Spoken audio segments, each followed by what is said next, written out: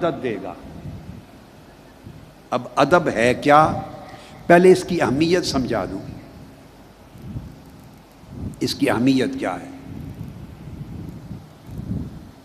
پھر اس کا معنی سمجھا دوں گا، مفہوم کہ ہے کیا۔ امام ابن سیرین یہ جلیل القدر تابعین میں سے، تابعین بھی ہیں، محدثین میں سے بھی ہیں اور عارفین میں سے بھی ہیں۔ امام ابن سیرین بیان کرتے ہیں، وہ کہتے ہیں کہ ان السلف الصالحین کانوا یتعلمون الہدی ای الادب کما یتعلمون العلم۔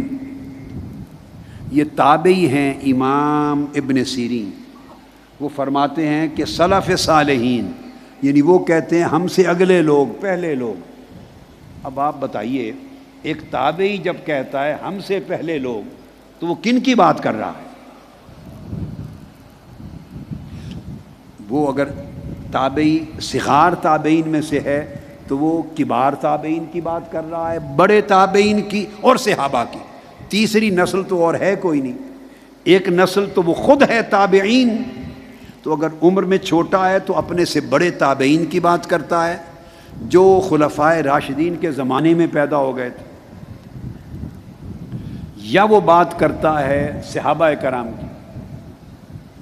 وہ کہتے ہیں کہ وہ جو ہم سے پہلے سلف صالحین تھے وہ جتنی محنت علم کو سیکھنے پر کرتے، اور یہ بھی ذہن میں رکھ لیں، العلم جب تابعین اور سلف صالحین جب لفظ بولتے تھے العلم تو اس سے مراد السنہ والحدیث، حدیث اور سنت، آقا علیہ السلام کی حدیث مراد ہوتی تھی، چونکہ سارا علم حدیث کے ذریعے اور حدیث کے ذریعے ملتا تھا، قرآن کا فہم بھی حدیث کے ذریعے آتا، تو العلم کے لفظ کا اطلاق حدیث و سنت پر ہوتا تھا، حدیث پر۔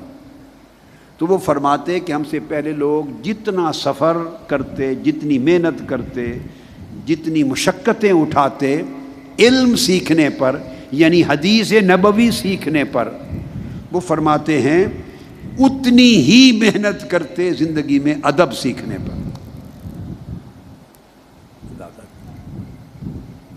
ادب سیکھنے پر یہ تابعی کہتے ہیں کہ ہم سے پہلے لوگ اتنی محنت کرتے جتنی احادیث نبویہ کا علم سیکھنے پر کرتے تھے۔ اس کو الخطیب البغدادی نے الجامع لاخلاق الراوی بسام اس کے اندر روایت کیا۔ اب دوسرا قول امام حسن بصری رضی اللہ تعالیٰ عنہ، یہ بھی جلیل القدر تابعی ہے، اور جن کی بات اب بتانے لگا ہوں یہ سیدنا فاروق اعظم رضی اللہ تعالیٰ عنہ کے عہد خلافت میں پیدا ہوئے تھے مدینہ پاک میں۔ انہوں نے اپنے بچپن میں سیدنا عثمان غنی کا زمانہ پایا، سیدنا مولا علی المرتضیٰ کا پایا، اور فیض یاب ہوئے، اور حضرت ام سلمہ ام المومنین ام سلمہ رضی اللہ تعالیٰ عنہ کے گھر جھولے میں کھیلتے تھے۔ آپ کی والدہ ام المومنین ام سلمہ رضی اللہ تعالیٰ عنہ کی خادمہ تھی۔ اس مرتبے کے تابعی اور مولا علی المرتضیٰ سے اکتساب فیض کرنے والے۔ اب میں نے اہمیت بتائی امام حسن بصری، اور سارے سلاسل تصوف و طریقت کے ان کے ساتھ جا کے ملتے ہیں۔ وہ فرماتے ہیں ان کان الرجل لیخرج فی ادب یکسبہ السنین ثم السنین۔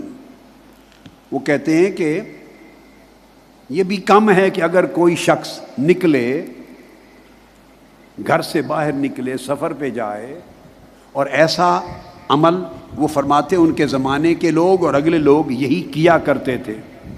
فرماتے ہیں کہ گھر سے نکلنا ادب سیکھنے کے لیے، صرف تعلیم ادب حاصل کرنے کے لیے، اور سالوں پر سال اور سالوں پر سال لگتے چلے جائیں اور بندہ صرف ادب سیکھتا رہے، تو فرمایا یہ بھی کم ہے۔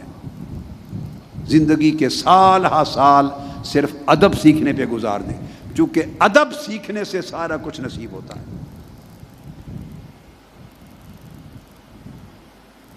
حضرت سفیان بن عیینہ بیان کرتے ہیں وہ جو ادب ہے آقا علیہ الصلوۃ والسلام کا سارا خلق یعنی اخلاق، آقا علیہ السلام کا سارا اسوہ اور سیرت، اور آقا علیہ السلام کا شیوہ زندگی، طور طریقے، شیوہ اور حدی، اسوہ زندگی، ملنا کس طرح ہے کسی سے، کسی کو بٹھانا کس کو شفقت کتنی دینی، معاملہ کیسے کرنا، اپنے سے پرائے سے، چہرہ کیسے کھلتا رکھنا، یہ سارا جو معاملات کا حسن ہے آقا علیہ السلام کی سیرت طیبہ کا، فرماتے ہیں اگر اس کے مطابق طبیعت موافق ہو جائے یہ حق ہے، یہی سب سے بڑا ترازو ہے، اور اسی کو ادب کہتے ہیں۔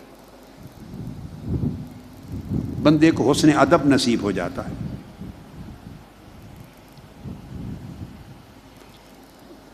سلف صالحین یہ بھی کہا کرتے، اور ان میں سے کئی اپنے بیٹوں کو تعلیم دیتے، بیٹوں کو فرماتے یا بنی لأن تعلم بابا من الادب احب الی من ان تتعلم 70 بابا من العلم۔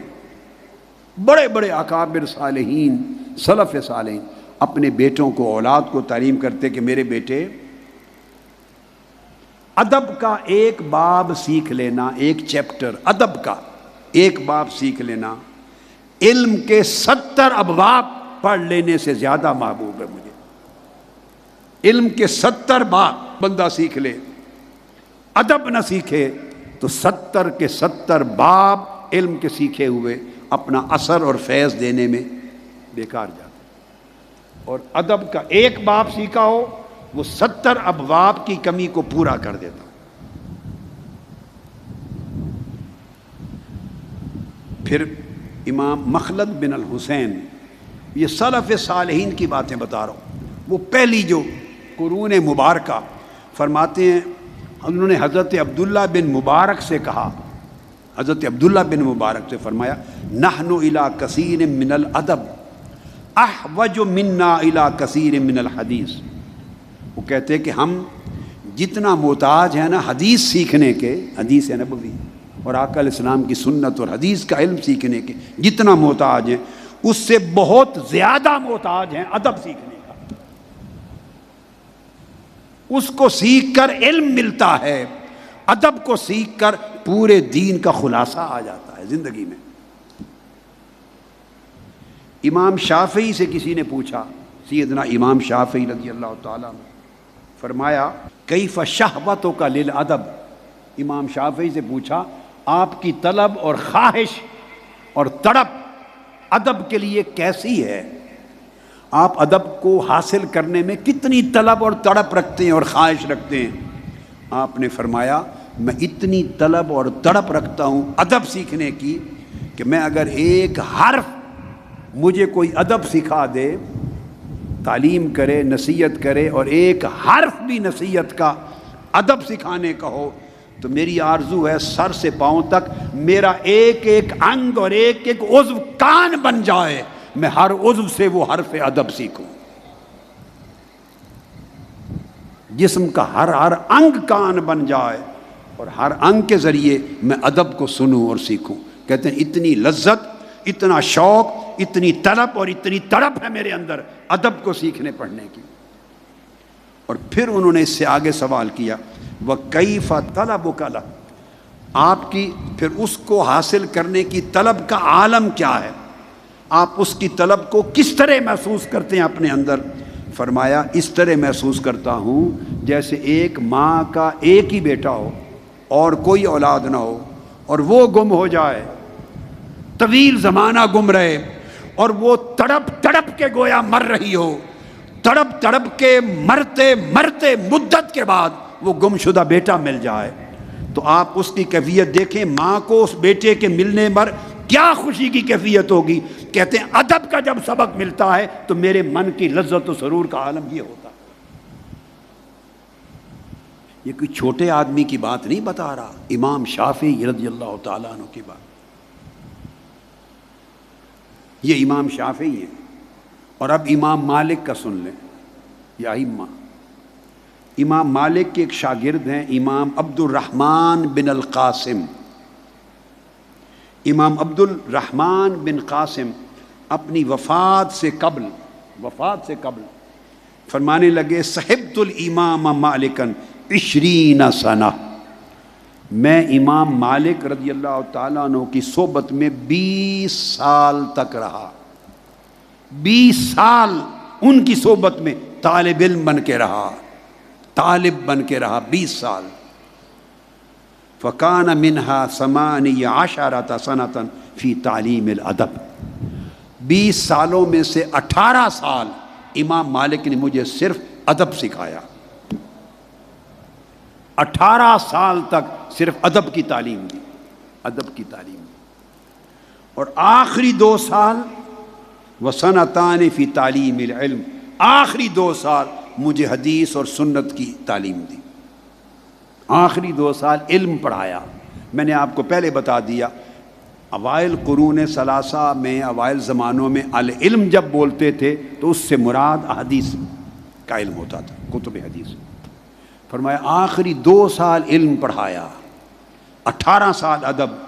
وہ کہتے ہیں فَلَيْتَنِي جَعَلْتُ الْعِشْرِينَ كُلَّهَا أَدَبًا، اب آج مجھے پچھتاوا لگتا ہے کاش وہ آخری 2 سال بھی ادب پڑھنے پہ لگا دیتا، ادب سیکھنے پہ لگا دیتا۔ 20 سال کے 20 سال تحصیل ادب پہ لگ گئے ہوتے۔ یہ امام مالک کے شاگرد عبد الرحمن بن القاسم فرماتے ہیں امام مالک کا طریق۔ پھر امام ابو علی الدقاق وہ بیان فرماتے ہیں، وہ فرماتے ہیں یصل العبد بعبادتہ الی الجنہ ولا یصل الی حضرت ربہ الا بالادب۔ آپ فرماتے ہیں کہ بندہ عبادت کر کر کے جنت تک پہنچتا ہے، اس سے آگے نہیں، مگر ادب اسے حضرت الوہیت کی بارگاہ میں پہنچاتا ہے، ادب اسے اللہ کی بارگاہ میں پہنچا دیتا ہے۔ عبادت جنت تک پہنچاتی ہے، ادب اللہ تک پہنچاتا ہے۔ پھر حضرت عبداللہ بن الجلا بیان فرماتے ہیں، عبداللہ بن الجلا فرماتے من لا ادب لہ فلا شریعت لہ ولا ایمان ولا توحید اے کاملا۔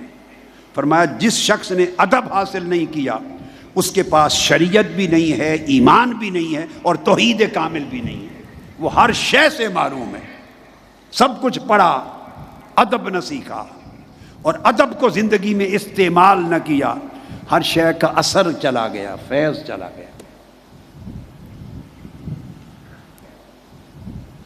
امام شافعی فرماتے ہیں خود کہ مجھے ایک روز امام مالک رضی اللہ تعالیٰ عنہ نے یہ نصیحت فرمائی، امام مالک نے مجھے فرمایا اے محمد، یا محمد، قال علی الامام مالک یا محمد اجعل علمک ملحن و ادبک دقیقا، علم اور ادب کو اس طرح جوڑو کہ ادب آٹے کی طرح ہو اور علم اس میں نمک جتنا ہو،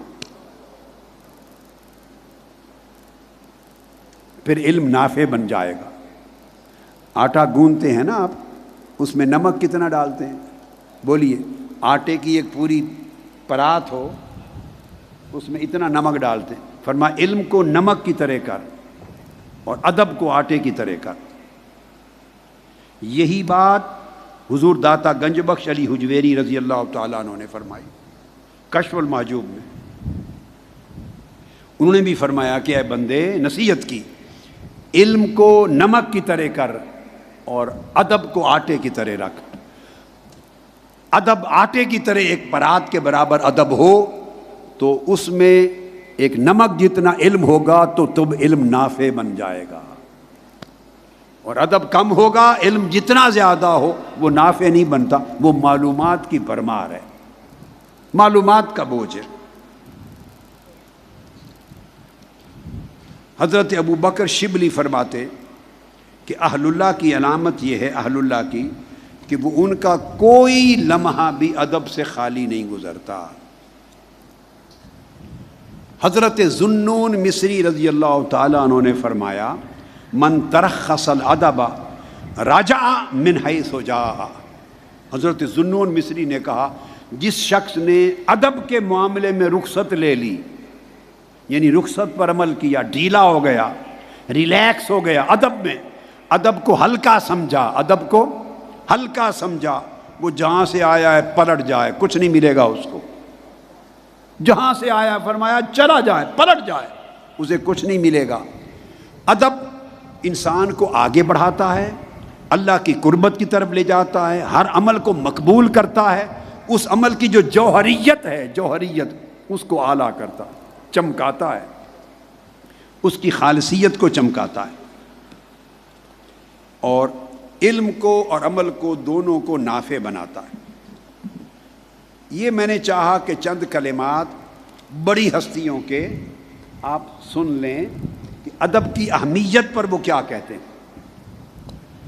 اب ادب ہے کیا، تھوڑا سا اس کا ذکر کر لیتے ہیں۔ اب ذہن میں رکھ لیں، ادب کو اولیاء نے اور صوفیاء نے اور عرفاء نے ایک مختصر سی تعریف کر دی ہے بڑی جامع۔ وہ کہتے ہیں کہ بندے کی زندگی میں جتنے خصال خیر ہیں، میں کل رات، پرسوں رات، پچھلی سب راتوں میں جو ذکر کرتا رہا، جتنے خصائل حمیدہ ہیں، اخلاق حسنہ ہیں، نفس کے رذائل سے پاک ہو کر، کہتا رہا نا، زنگار کو دور کر کے اچھے خصائل پیدا کرو۔ فرمایا انسان کی طبیعت میں جتنے اچھے خصائل ہیں، ان سارے خصائل کا جمع ہو جانا، اس کو ادب کہتے ہیں، اس کو ادب کہتے ہیں۔ اب اللہ کے ساتھ بھی ادب ہے۔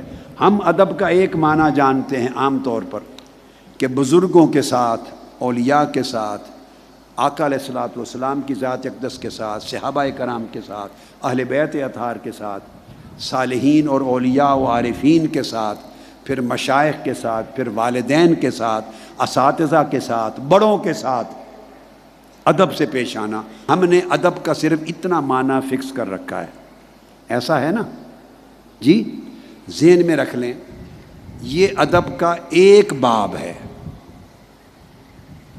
یہ ادب کا، اگر ادب کو آپ 100% یعنی ایک کلیت میں کر لیں تو آدھا حصہ اس ادب میں آتا ہے، اور پورا 50% آدھا حصہ دوسرا ادب ہے، سارے دونوں اس سے ملا کر ادب ہے۔ یہ آپ میرے پچھلے سال کے خطابات سنیں جو اعتکاف میں دیے تھے، پچھلے 10 راتوں کے اور اس سے پچھلے سال کے، تو میرا خیال ہے حسن ادب پر دیے ہیں پورے 10 راتیں۔ ہوا ہے کہ نہیں خطاب ہیں؟ حسن ادب پر ہوا ہے اور حسن خلق پر بھی ہوا ہے۔ 10 راتیں میں نے اس پر خطاب کیا پورا۔ ہاں اب مجھے یاد آ گیا، آپ وہ کیسٹ سن لیں۔ اب میرے بیٹے بیٹیاں جو پہلی بار آئے ہیں اور جن کے معمول میں نہیں ہے ان خطابات کو ریگولرلی سننا، وہ پچھلے 2 سالوں کے 3 سالوں کے خطابات آن لائن مل جاتے ہیں پڑے ہوئے، وہ سارے ترتیب سے سنیں، ایسے جیسے 10 راتیں آپ بھلے ایک مہینے میں ایک سیریز ختم کر لیں، 10 راتوں کی سیریز کو ایک مہینے میں ختم کر لیں، پھر اس کے بعد اگلے مہینے میں دوسرے سال کے ختم کر لیں، تیسرے مہینے میں اس سے پیچھے چلے جائیں تیسرے سال کے۔ اس طرح یہ جو 10 راتوں کے ایک موضوع پر خطابات کا ایک تسلسل ہوتا ہے، سیریز ہوتی ہے، وہ ذخیرہ ہے آپ کے لیے، وہ اس چیز کو سنبھالنے میں مدد دے گا۔ تو میں نے اس میں یہ سمجھایا ہے۔ تو اللہ کے ساتھ ادب ہے، اللہ کے رسول کے ساتھ ادب ہے، صحابہ و اہل بیت اطہار کے ساتھ ادب ہے، صحابہ کرام کے ساتھ، تابعین، سلف صالحین کے ساتھ، اولیاء کاملین کے ساتھ، بزرگان دین کے ساتھ، والدین کے ساتھ، مشائخ کے ساتھ، بڑوں کے ساتھ ادب۔ یہ ادب سمجھ لیں پورا دین ہے۔ اسی طرح پھر دوستوں کے ساتھ، اعزاء اقارب کے ساتھ برتاؤ، بہن بھائیوں کے ساتھ برتاؤ، والدین سے گھر میں شروع ہو جاتا ہے، والدین کے ساتھ برتاؤ، یہ حسن ادب ہے۔ جتنے بیٹے بیٹیاں چھوٹی عمر میں ہیں، نوجوان ہیں یا جوان، وہ سن لیں، ان کے ساتھ برتاؤ میں گفتگو کریں تو دھیمی آواز میں کریں، زیادہ تیز ترار ہو کے نہ کریں والدین سے، اسی طرح مشائخ سے، اس طرح بزرگوں سے۔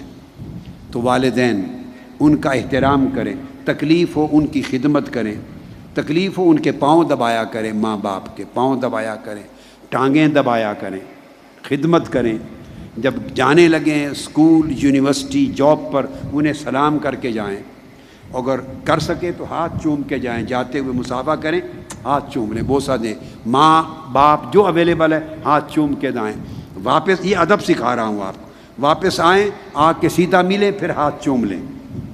عرب میں آج بھی لوگ جوان یہ کرتے ہیں، عرب دنیا میں آج بھی یہ کرتے ہیں، ان کے کلچر بن گیا ہے۔ تو ہاتھ چوم کے جائیں ماں باپ کے، تکلیف ہو تو ان کی خدمت کریں، سعادت سمجھیں، بخشش ملے گی۔ اونچی آواز سے نہ بولیں، اگر ان کی بات سے اختلاف ہو تو جھگڑا نہ کریں، خاموش ہو جائیں۔ ایک بات سمجھ لیں، ان کی اس بات کو ماننا واجب ہے جو شریعت کے خلاف نہ ہو، کسی کی حق تلفی نہ ہو، اللہ رسول کے حکم کی مخالفت میں نہ ہو، مانیں۔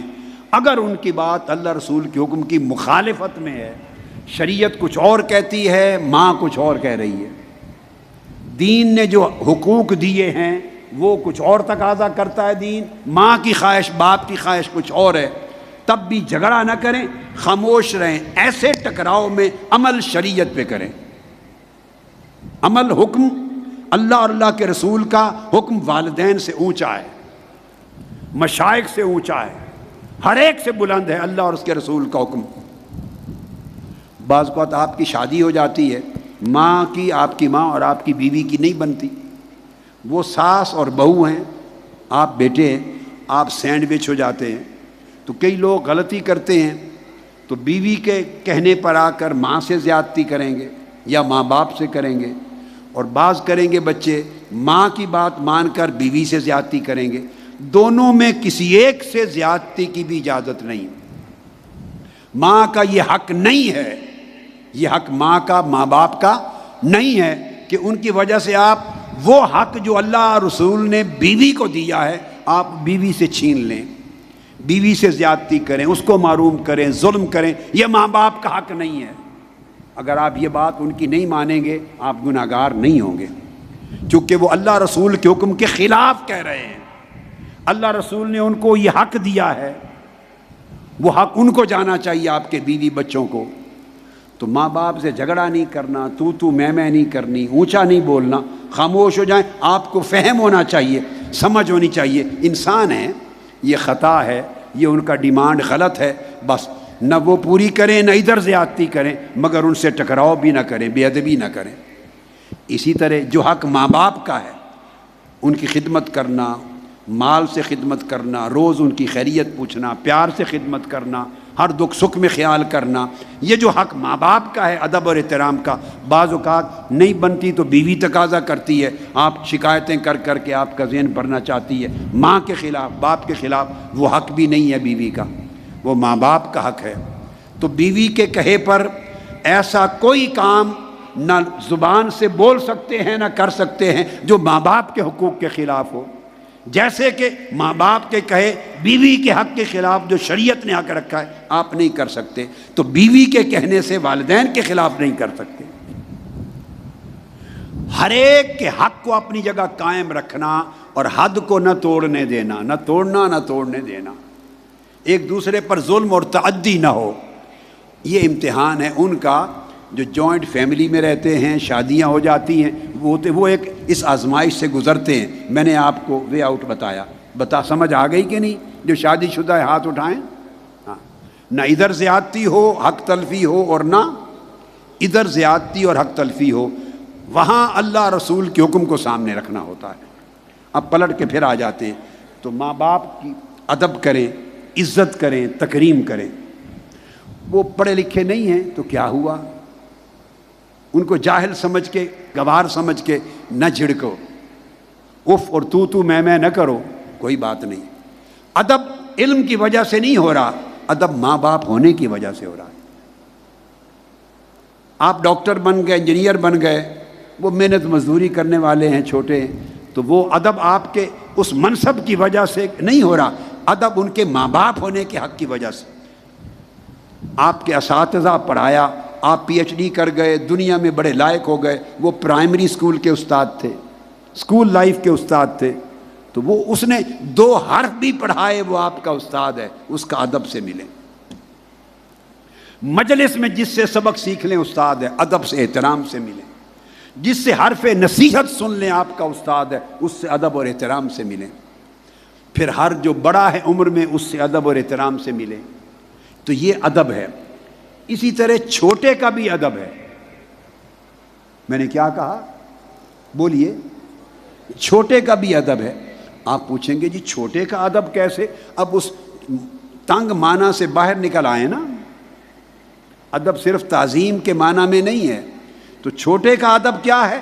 چھوٹے کا حق ہے کہ اس پہ شفقت ہو، چھوٹے کو شفقت دی جائے. چھوٹے کے لیے ادب کیا ہے؟ اس پہ شفقت کرنا. یہ بھی حسن ادب کا حصہ ہے. اس کو پیار دینا، اس کے اندر عزت نفس پیدا کرنا، اس کے دل کو نہ توڑنا، مگر نصیحت ہو تو حکمت کے ساتھ اسے سمجھانا، جھڑکنا دبانا نہیں کہ وہ ڈر جائے دب جائے. حکمت کے ساتھ سمجھانا، پیار دینا، شفقت دینا، محبت دینا، یہ حسن ادب ہے. تو یہ اس کا حق. ہر حقدار کا حق خوبصورت طریقے سے ادا کرنا، اس کو ادب کہتے ہیں. کیا کہا میں نے؟ بولیے ایک جملہ. ہر حقدار کا جو حق ہے. اب جانوروں کا بھی حق ہے. کیا آپ کو یاد ہے مولانا روم کا جو تذکرہ میں نے شاید دوسری رات یا تیسری رات جب کیا تھا تو میں نے 2 واقعات سنائے تھے نا، کہ گزر رہے تھے مولانا روم ایک گلی سے، ان کے مریدین اور تلامذہ ساتھ تھے، تو کتا سویا ہوا تھا. گلی تنگ تھی، گزرنے کی جگہ نہیں تھی، تو کتا سویا ہوا تھا، رات کا وقت تھا. تو مولانا روم رک گئے. مریدوں اور شاگردوں نے چاہا کہ کتے کو تھوڑا ماریں اور اٹھا دیں. آپ نے کہا نہیں، اس کو نیند آئی ہے، ہماری وجہ سے اس کو بے آرام کیوں کرتے؟ وہ بھی اللہ کی مخلوق ہے، اس کو اللہ نے پیدا کیا ہے. اور کتوں میں ایسے کتے بھی ہیں پھر آپ کا پہرا دیتے ہیں، آپ سے وفاداری کرتے ہیں. تو کتے کا بھی حق ہے، تو اس کا حق بھی اسے دینا. اور یہ بھی آپ کو یاد ہے کہا تھا وہ ایک کھانا بن کے میٹھا آیا تو کھا لیا کتے نے. شاگرد جلال میں آ گئے، کہیں نہیں بھوکا ہوگا، اس کا حق تھا، اس نے کھا لیا. تو حیوانوں کا بھی حق، پرندوں کو بھی دینا، خیال کرنا، ان کو مارنا نہیں پاؤں کے نیچے، کسی کو اذیت نہ دیں، کسی کو دکھ نہ دیں، کسی کو تکلیف نہ دیں، کسی کا دل نہ توڑیں. الا یہ کہ حرام کام ہو، ناجائز ہو، اس میں دل رکھنا توڑنا نہیں ہے. دل نہ توڑیں، کسی کو جھڑکے نہیں، کسی کی عزت نفس مجروح نہ ہو، وہ اپنے آپ کو آپ کے عمل سے حقیر نہ سمجھے، نہ آپ حقیر جانیں. ہر ایک کی عزت کا خیال کرنا یہ ادب ہے. ہر ایک کا لحاظ کرنا ادب ہے. ہر ایک کو اس کا حق دینا ادب ہے. ہر ایک سے مسکراتے ہوئے چہرے سے ملنا یہ ادب ہے. یہ معنی سمجھ میں آیا؟ تو یہ سارے جو خصائل ہیں، خوبصورت خصلتیں، جن کے ساتھ بندہ اللہ کے ساتھ اپنی بندگی کا تعلق نبھاتا ہے، رسول پاک صلی اللہ علیہ وسلم کے ساتھ اپنی غلامی اور امتی ہونے کا تعلق نبھاتا ہے، اکابر کے ساتھ چھوٹا ہونے کا تعلق نبھاتا ہے، بڑوں کے ساتھ چھوٹا ہونے کا تعلق نبھاتا ہے، اللہ کی ہر مخلوق کے ساتھ ایک مخلوق ہونے کے ناطے تعلق نبھاتا اور ان کا حق ادا کرتا ہے. ہر شخص کے ساتھ اور ہر فرد کے ساتھ اور ہر مخلوق کے ساتھ اس کا حق ادا کرنا اور اس کے ساتھ معاملہ خوبصورت طریقے سے کرنا. خوبصورت طریقے سے معاملہ کرنا، اس کو ادب کہتے ہیں. یہ بات آپ سمجھ گئے؟ اب ادب کی باریکیاں ہیں. ادب کی باریکیاں ہیں. حضور سیدنا غوث العظم رضی اللہ تعالی عنہ، یہ قلائد الجواہر سے دے رہا ہوں. آپ نے جو لوگ اللہ والے ہیں ان کے ادب کیا ہیں؟ یہ ادب آ جائے تو اسی ادب سے بندہ فقیر بنتا ہے، اسی ادب سے بندہ سالک بنتا ہے، اسی ادب سے بندہ صوفی بنتا ہے، اسی ادب سے بندہ عاشق بنتا ہے، اسی ادب سے بندہ عارف بنتا ہے، اسی ادب سے بندہ اللہ کا محبوب بنتا ہے، اسی ادب سے بندہ اللہ کا مقرب بنتا ہے. ادب سارے دروازے کھول دیتا ہے. آپ نے فرمایا کہ اللہ والے کے ادب میں سے فقیر اور سالک، جو اللہ کا فقیر، اللہ کا بندہ، اللہ کا سالک، راہ حق کا جو طالب ہے، طالب، اس کا ادب یہ ہے کہ ہمیشہ حق کا طالب رہے. اب یہ ادب سکھا رہا ہوں. ہمیشہ بندہ حق کا طلبگار رہے اور سچ بولنا اور سچائی پر عمل کرنا یہ اس کی زندگی کا شیوا رہے، یہ اس کا حسن ادب ہے۔ سچ بولنا اور سچائی پہ عمل کرنا، سچائی کو اپنی زندگی کا اوڑھنا بچھونا بنانا، یہ ہے۔ اور پھر فرمایا کہ بندہ اپنا سینہ کھلا رکھے، یہ فقیر اور اللہ والے کا ادب ہے۔ سینے میں تنگی نہ آنے دے، کیا؟ سینے میں تنگی نہ آنے دے، سینہ وسیع رکھے، اپنے نفس کو سب سے ذلیل اور کمتر جانے، خود بخود ادب آئے گا۔ نفس کو ہر ایک سے کمتر ذلیل جانے، دوسرے کو اپنے سے بہتر جانے، ادب کبھی نہیں جائے گا چھوڑ کر آپ کو۔ ایک ہی گر پکڑ لیں، ہر دوسرے شخص کو خود سے بہتر سمجھیں، خود کو اس سے کمتر سمجھیں، ادب آپ کا ساتھ نہیں چھوڑے گا۔ اگر معلوم نہ ہو تو دوسرے سے علم طلب کریں، حاصل کریں، دھیان سے سنیں، یہ نہ سوچیں کہ مجھے تو آتا ہے۔ جو سوچتا ہے کہ مجھے تو آتا ہے اس کے پاس ادب کبھی نہیں آتا۔ سوچیں، سنیں، اور اگر کوئی غافل ہے یا نہیں جانتا تو اس کو بڑی حکمت اور تہذیب کے ساتھ نصیحت کرے، اس کو علم دکھا دے۔ کوئی آپ کو تکلیف اور اذیت پہنچائے تو جواباً اس کو اذیت نہ پہنچائیں، یہ ذاتی اذیت کی بات ہے، ذاتی۔ اگر کوئی دین پر حملہ کرے، انسانیت پر حملہ کرے، ظلم کرے تو ظالم کے ہاتھ پکڑنا، ٹکرانا، یہ غیرت انبیاء ہے، یہ ایمان ہے۔ وہ موضوع الگ ہے، وہ ایک الگ ہے۔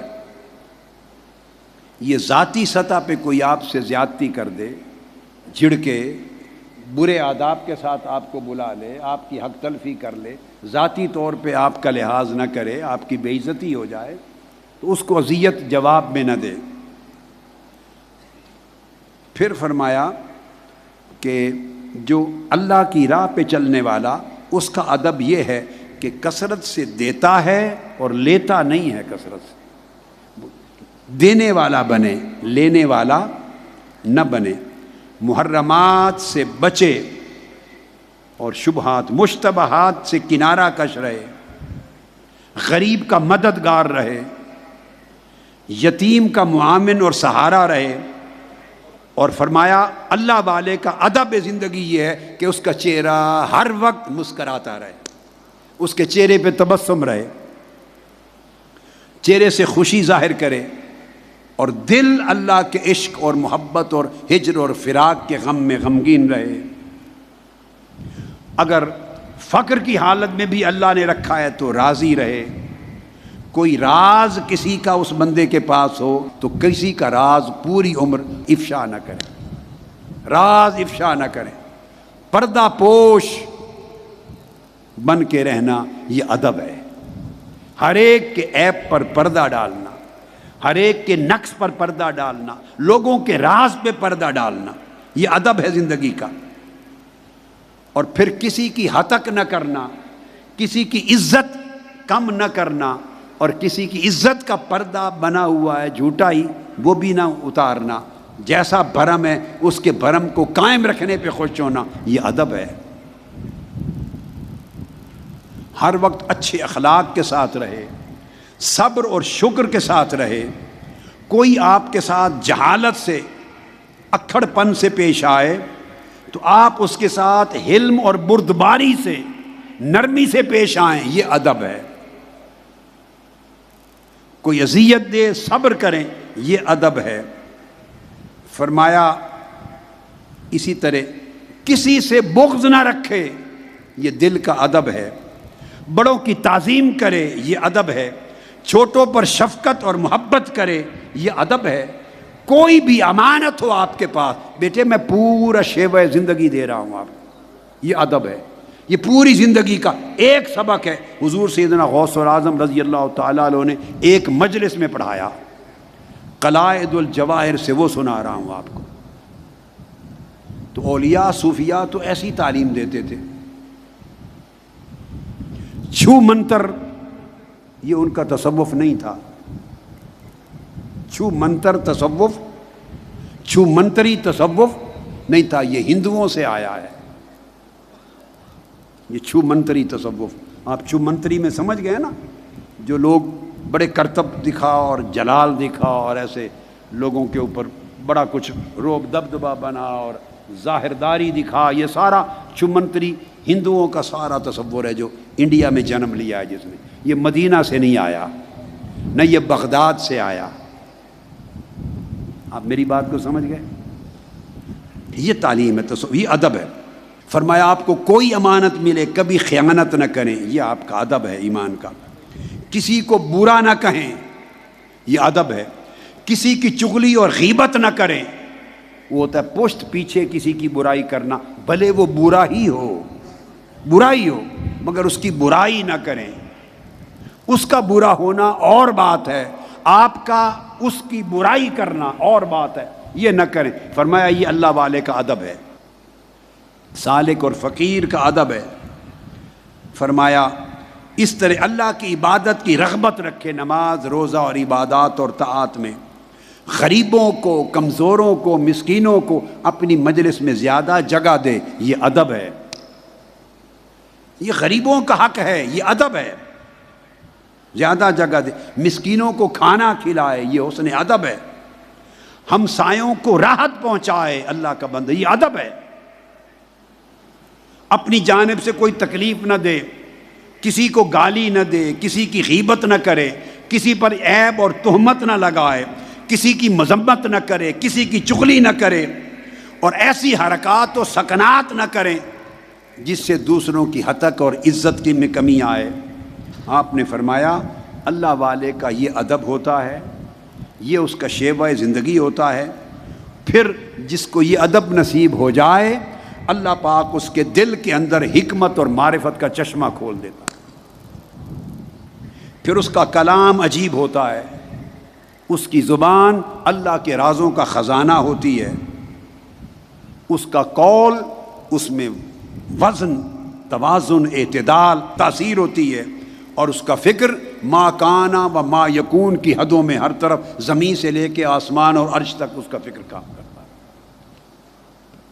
یعنی یہ وہ ادب ہے جو صوفیاء اور اولیاء ہمیشہ سکھاتے تھے. ادب کے درجات ہیں. اس ادب میں یہ بھی اولیاء کرام نے کہا. حضرت سہل بن عبداللہ تستری فرماتے ہیں کہ جس شخص نے محنت کر کے اپنے نفس کو، اپنی جان کو ادب نہیں سکھایا، وہ جتنی عبادت کرے عمر بھر، اس کی عبادت اخلاص سے خالی رہتی. اور کسی نے کسی سے سوال کیا یہ پوچھتے ہوئے کہ یہ لوگ یہ ادب کرتے ہیں، اٹھتے بیٹھتے، کسی بڑے سے شیخ سے بات کرتے، کسی سے کلام کرتے، ہر عمل میں ادب کرتے ہیں، یہ ظاہری ادب ہے؟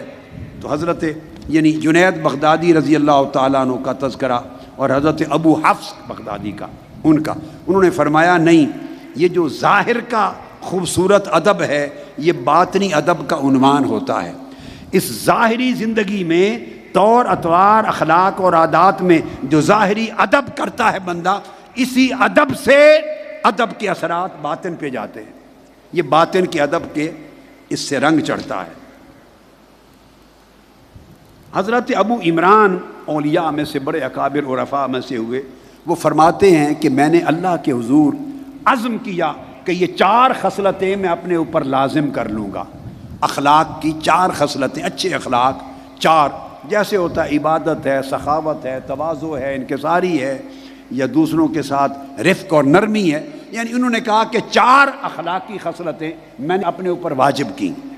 اسی رات حضرت بشر الحافی ان کے خواب میں آئے.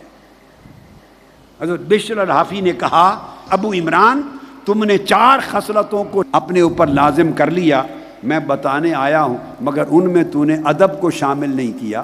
تجھے معلوم نہیں کہ ادب سے اوپر خصلت کا کوئی درجہ ہی نہیں ہے، ساری خصلتیں نیچے رہ جاتی ہیں. سب سے اکبر اور اعلیٰ اور ارفع خصلت ادب ہے.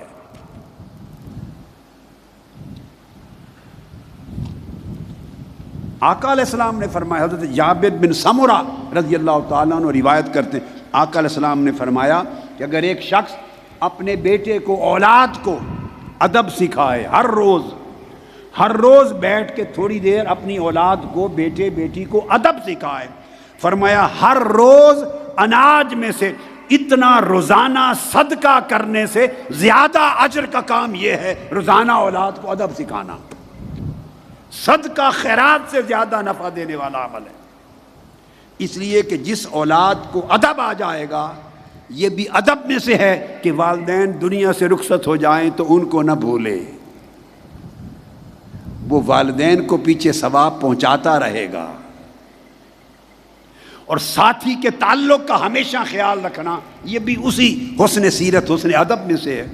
آقا علیہ الصلوۃ والسلام، حدیث پاک میں آتا ہے، حضرت عائشہ صدیقہ رضی اللہ تعالیٰ عنہا فرماتی ہیں، ایک بوڑھی خاتون آئی آقا علیہ السلام سے ملنے، میں بیٹھی تھی تو آقا علیہ السلام نے اس کو دیکھا تو کہا میرے قریب آ جا، قریب آ کے اس کو بٹھا لیا اور بڑھیا سے پوچھتے رہے کیا حال ہے، وہ حال بتاتی رہی۔ اچھا اپنے باقی گھر والوں کا کیا حال، آقا علیہ السلام نے پوچھا، تمہارے رشتہ داروں کا کیا حال ہے، بتایا، گلی کوچے والوں کا کیا حال ہے، تمہارے قبیلے کا کیا حال ہے، فلاں کا حال کیسا، فلاں کا کام کیسا، اس سے اتنی توجہ دے کر پوچھتے رہے۔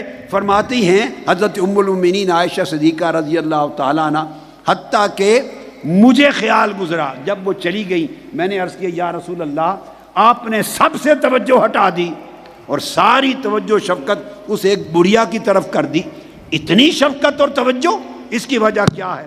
آپ نے فرمایا یہ خدیجہ کی سہیلی تھی۔ ہائے ہائے ہائے، یہ خدیجہ کی سہیلی تھی اور اس کے زمانے اس سے ملنے ہمارے گھر آیا کرتی تھی۔ تو فرمایا کہ اپنی پرانی سنگتوں کے حیا کو قائم رکھنا، یہ بھی حسن ایمان ہے، یہ ادب ہے زندگی کا۔ پھر حدیث پاک میں آتا ہے جب کبھی بکرا ذبح کرتے، صدقہ کرتے، عام خیرات کرتے تو گوشت لے کر آپ خدام کو دیتے اور کہتے فلاں فلاں فلاں خاتون کے گھر جا کے دے آؤ، پرانی عورتوں کے نام بتاتے، فرماتے فلاں فلاں کے گھر جا کے گوشت دے آؤ۔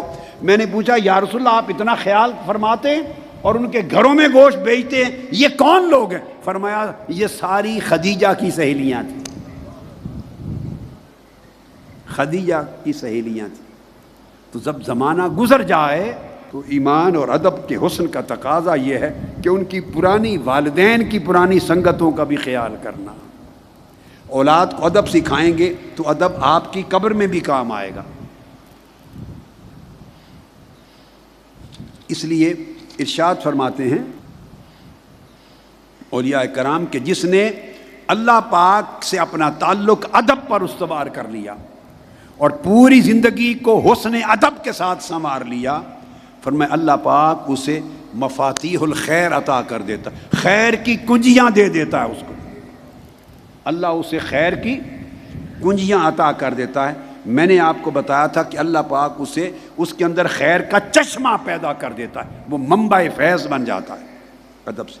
حضرت خضر علیہ السلام ایک اولیاء میں سے کسی ایک کو ملے، حضرت خضر علیہ السلام، انہوں نے کہا کہ مجھے کوئی دعا سکھا دیں، کوئی اپنی خاص دعا مجھے سکھا دیں۔ انہوں نے حضرت خضر علیہ السلام نے یہ دعا سکھائی، وقال اللہم الہمنی حسن الادب فی معاملاتک، اے اللہ مجھے حسن ادب سکھا دے وہ سارے معاملات میں جو تیرے ساتھ مجھے پیش آتے ہیں۔ تو خضر علیہ السلام نے کہا کہ دعا میں بھی اللہ سے حسن ادب کہ اللہ تمہیں سکھا دے، اس کی دعا مانگو۔ اب حسن ادب کی ایک لطیف مثال دیتا ہوں آپ کو قرآن مجید سے، کتنا فرق ہے جس نے ادب سیکھ لیا ہو اس کی زبان میں اور جس نے ادب نہ سیکھا ہو، سارا علم ہو اس کے پاس، اس زبان میں، دو زبانوں میں کتنا فرق آ جاتا ہے۔ حضرت ابو علی الدقاق رضی اللہ تعالیٰ عنہ اس بات کو بیان فرماتے ہیں کہ سیدنا ایوب علیہ السلام کو جب بہت تکلیف آئی اور اتنی شدت کی تکلیف آئی کہ درد کی وجہ سے جسم کے انگ انگ سے ٹھیسیں اٹھتی تھیں، درد کی لہریں اٹھتی تھیں اور شدت کی درد ہوتی تھی، اس وقت آپ نے عرض کیا مسنی الضر وانت ارحم الراحمین، باری تعالیٰ مجھے تکلیف نے آ کے چھو لیا ہے اور تو بڑا رحم فرمانے والا ہے۔ یہ آیت کوٹ کر کے آگے حضرت ابو علی الدقاق فرماتے ہیں، اور حضور داتا گنج بخش علی حجویری بھی انہی کے آگے شاگردوں میں سے شاگرد ہیں، یعنی ان کے شاگردوں کے شاگردوں کے شاگرد ہیں۔ حضور داتا گنج بخش علی حجویری رضی اللہ تعالیٰ عنہ یہ امام ابو القاسم القشیری کے شیوخ میں سے ہیں۔ وہ فرماتے ہیں کہ جب دیکھیے عرض کیا باری تعالیٰ مجھے تکلیف نے چھو لیا ہے اور تو بڑا رحم فرمانے والا، یہ کہہ کے فرمایا ولم یقل ارحمنی، اور یہ نہیں کہا باری تعالیٰ تو مجھ پہ رحم کر۔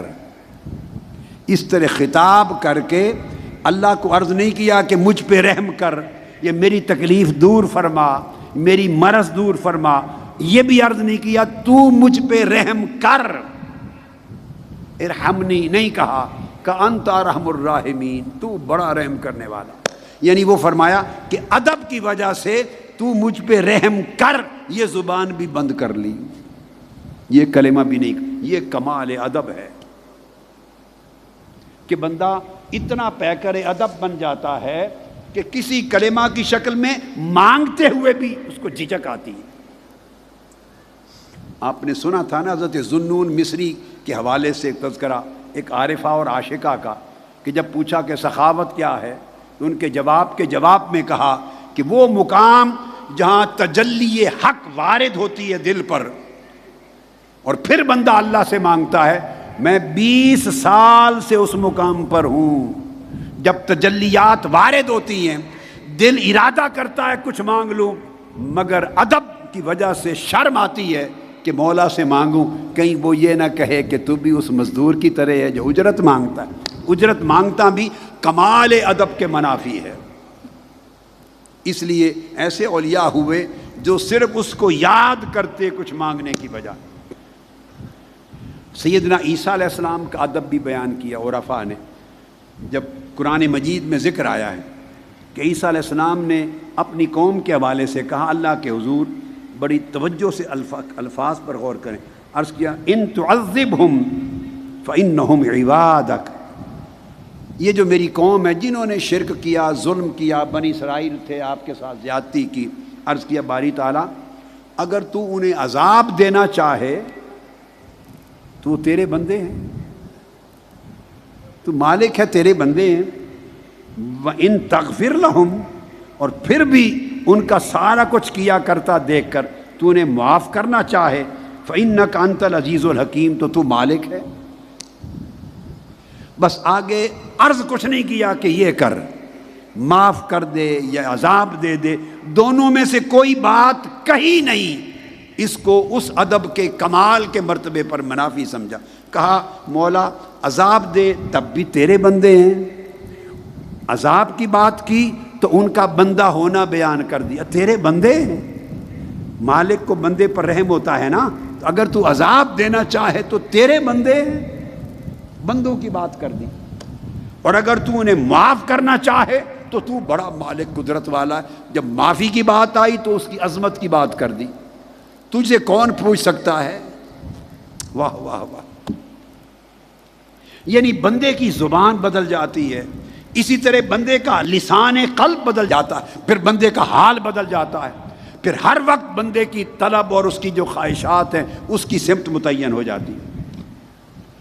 قرآن مجید میں یہ بھی ہے، المائدہ میں، سورہ مائدہ میں حضرت عیسیٰ علیہ السلام کے لیے کہ قیامت کے دن اللہ پاک فرمائے گا، اے عیسیٰ یہ جو تجھے انہوں نے الہ بنا لیا، معبود کیا، تیری قوم کے لوگوں نے بعد میں تیری پوجا کی اور تیری والدہ کو بھی معبود بنا دیا، پوجا کی، کیا تو نے انہیں کہا تھا؟ اللہ پاک دراصل ان کی قوم کو سنانے کے لیے ان سے پوچھے گا کہ سن لو عیسیٰ کیا جواب دیتے ہیں۔ عیسیٰ علیہ السلام، کیا تو نے کہا تھا کہ عبادت کرو میری؟ اب جواب کیا بنتا ہے؟ جواب بنتا ہے کہ نہیں مولا میں نے تو، بولیے میں نے نہیں کہا تھا، یہی جواب بنتا ہے نا۔ بندہ اللہ کے حضور اپنی صفائی پیش کر رہا ہے، اس مقام پر عرض کرتے ہیں ان کنت قلتہ فقد علمتہ، باری تعالیٰ اگر میں نے ان کو کوئی ایسی بات کی ہے تو تجھ سے بہتر کون جانتا ہے۔ اپنی صفائی میں کلمہ نہیں کہا، یہ نہیں کہا کہ نہیں میں نے نہیں کہا،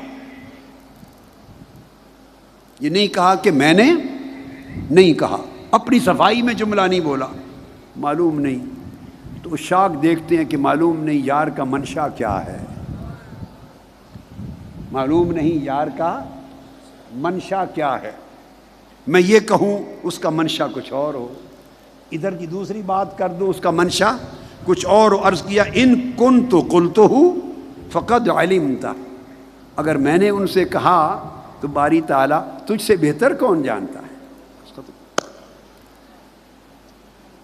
تو مقصد بات کا یہ ہے کہ یہ ادب، یہ ایمان کا حسن ہے، ایمان کا کمال ہے، اسی سے معرفت نصیب ہوتی ہے۔ جس شخص میں ادب کی کمی ہے اس کو نہ اللہ کی قربت نصیب ہوتی ہے، نہ کبھی اللہ کی معرفت نصیب ہوتی ہے، اور نہ ہی اس کے عمل کو اخلاص نصیب ہوتا ہے۔ ادب مدد کرتا ہے، اور ادب ہے اللہ سے لے کر اس کی کمزور سے کمزور تر مخلوق تک، خالق سے لے کے ہر فرد مخلوق تک، ہر ایک کا حق کمال حسن سے ادا کرنا، ہر ایک کا حق کمال حسن سے بجا لانا، یہ ادب ہے۔ تو بولیے پوری زندگی اس ادب کے ساتھ بدل گئی یا نہیں؟ جی، تو اس ادب کو سیکھیں، اور سیکھیں، میں نے آپ کو بتایا تھا کتاب اور خطاب، اور پھر بتایا تھا کہ اس کو کیفیت کو پختہ رکھنے کے لیے رفاقت ایک طریق ہے، رفاقت اور سنگت، رفاقت اور سنگت اور صحبت کتاب اور خطاب کی، اور پھر کچھ عمل، ہر روز کچھ عمل کرتے رہیں زندگی میں۔ چونکہ اگلے سال موسم آئے گا تو اللہ نے چاہا تو ملاقات ہوگی، میں چاہتا ہوں پختہ ہو جائیں، جم جائیں، ایک ایسا وقت بھی تو آنا ہے جب آپ آئیں گے مگر میں اس دنیا میں نہیں ہوں گا، ہماری آپس میں ملاقات نہیں ہوگی، ہر شخص جو آتا ہے وہ جاتا ہے، تو آپ اگر سنور گئے تو میری بخشش کا بھی سبب بن جائیں گے۔ جب حکم ہو گیا، اگر اللہ نہ کرے، اگر حکم ہو گیا کہ اٹھاؤ اس کو جہنم میں پھینک دو، اگر میری سزا کا حکم ہوا تو آپ میں سے کوئی تو پاس کھڑا ہوگا عرض کرنے والا، باری تعالیٰ اس نے ہمیں سکھایا تھا تو میں شفاعت کرتا ہوں، اس کو بخش دے، نہ پھینک، تو آپ میری بخشش کا سامان بن جائیں گے، اپنی اولادوں کی بخشش کا سامان بنیں گے، اگلی نسلوں کی بخشش کا سامان بنیں گے، دین کو مضبوطی اور استحکام دیں گے۔ اللہ پاک آپ کے اندر خیر پیدا کرے، اور آپ کا پورا تن اور پورا من خیر کا چشمہ بن جائے، ہر شر آپ سے دور ہو، ہر شر دور ہو، اللہ پاک آپ کو ذوق عبادت دے اور حلاوت طاعت دے، اور اللہ پاک آپ کو لذت اشتیاق دے، لذت شوق دے، اپنا عشق دے، اپنی معرفت دے، آقا علیہ السلام کی غلامی کا پٹا آپ کے گلے میں ڈال دے، آپ حضور کے عشق میں تڑپیں، اللہ کے عشق میں تڑپیں، ہر جھوٹا عشق و محبت آپ کے دل سے اللہ نکال دے، آپ کے دل کو اللہ اپنی خلوت گاہ بنا دے تاکہ اس کی تجلیات کا ورود ہو، اللہ آپ کی کیفیات کو حال سے بدل دے اور آپ کے حال کو ترقی دے کے مقام تک لے جائے، اور دنیا میں بھی خیر نصیب ہو اور آخرت میں بھی خیر نصیب ہو، استقامت ملے۔ اور میں یہ بھی دعا کرتا ہوں کہ جن جن لوگوں نے دعاؤں کے لیے جو کہا، ناظم اعلیٰ صاحب کو کہا، نائب ناظمین اعلیٰ کو کہا، مفتی صاحب کو کہا، اور باقی تمام فورمز کے صدور کو کہا، خواتین کو کہا، ویمن لیگ کو کہا، حسن بھائی، حسین بھائی کو، باجیوں کو، فیملی کو، بچوں کو اور خدمت گزاروں کو، جس نے جو کچھ کہا، ان ساروں کی دعائیں قبول فرما، ان سب کی دعائیں قبول فرما، جو حاجت لے کے آئے میرے اللہ سب کی حاجتیں پوری فرما دے، سب کے من دھو دے، ان کے من دھو دے، میل کچیل اتار دے اور من روشن کر دے، ان کے دلوں میں دیے جلا دے اپنی محبت کے، میرے اللہ روشن کر دے اپنے عشق کے چراغ، اپنی معرفت کی روشنی عطا کر، اور ہر وقت ان کی زندگی میں خیر رہے، ہر شر ان سے دور رہے، ہر شر سے بچے رہیں، ان پر کرم ہو، اللہ کی رحمت ہو، اللہ کی مدد و نصرت نصیب ہو۔ اللہ آپ سب کو زندہ و سلامت رکھے۔ انشاءاللہ اگلے سال پلٹ کے آئیں گے۔